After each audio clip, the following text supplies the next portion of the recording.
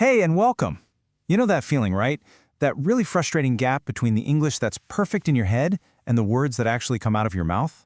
Well, if you've ever felt that, you are definitely not alone. So in this explainer, we're going to close that gap.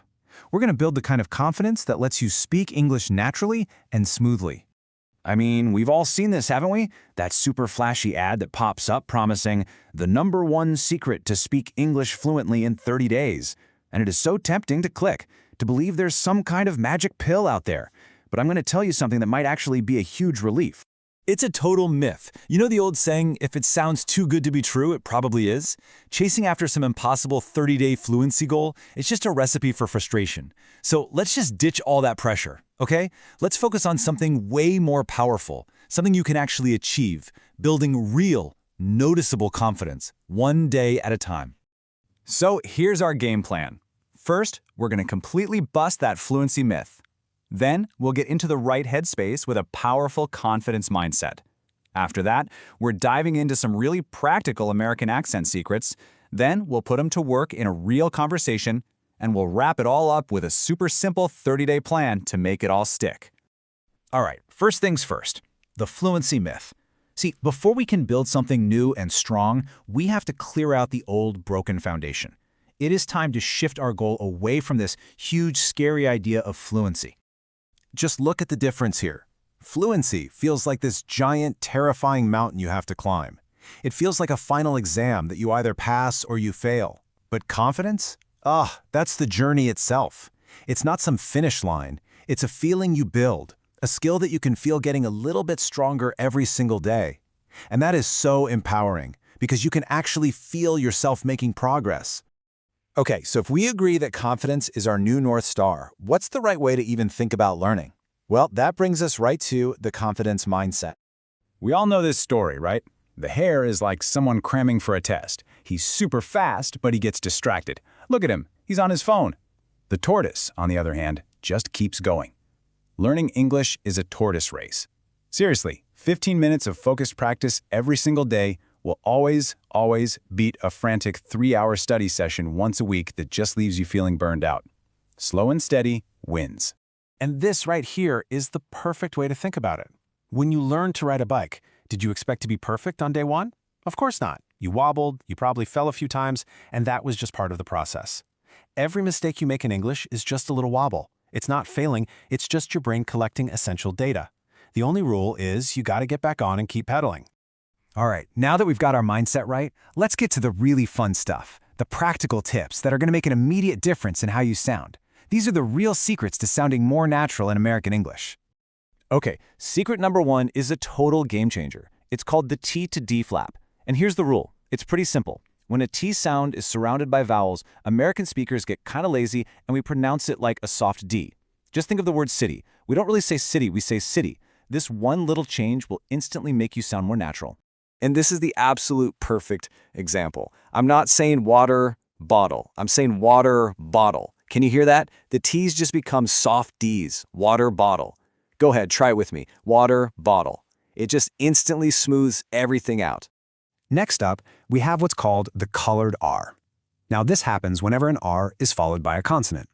That little combination creates a really distinct sound in American English. I always say it sounds like an angry dog.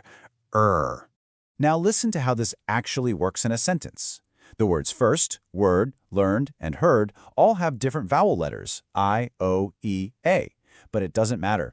In American English, that R sound that follows them just overpowers the vowel, making them all sound exactly the same, The first word that you learned is the one you heard. Mastering that sound is a huge step forward.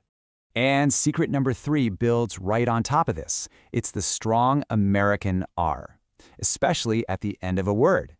In some other accents, that R at the end of a word kind of disappears. But in American English, oh no, we hit it hard. It's a really strong, clear sound. Listen again. Remember to water the flowers. That really strong ending is such a classic feature of the American accent. In fact, it's what my British friend was teasing me about when he'd say water bottle. And our final pronunciation secret is all about words that end in ARY. The American approach here is super simple. Just say every letter. We don't shorten it or swallow it, we say the whole thing. You can hear it so clearly here. Library, secretary, military. We say that full airy sound. In British English, you might hear something more like secretary or military, but in American English, we just say the whole shebang.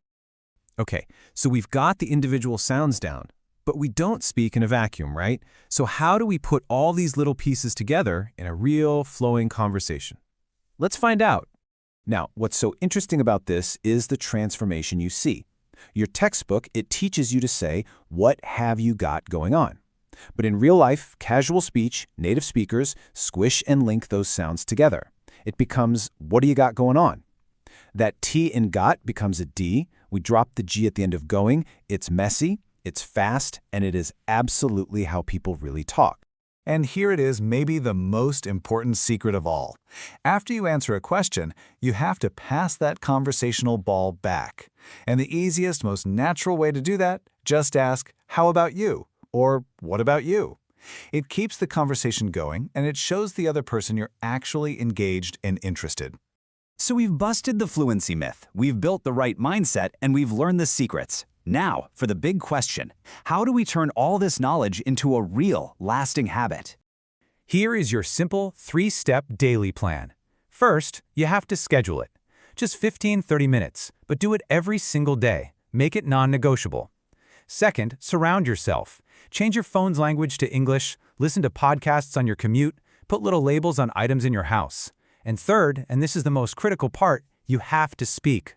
Talk to your dog, narrate what you're doing as you cook dinner, record yourself on your phone. You absolutely must exercise your speaking muscles.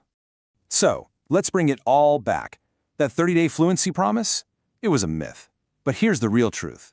30 days is the perfect amount of time to build a habit that can last a lifetime. Confidence isn't a destination you just arrive at one day. It's something you build, piece by piece, every single day. So the only question that really matters now is this. What is your first step going to be today?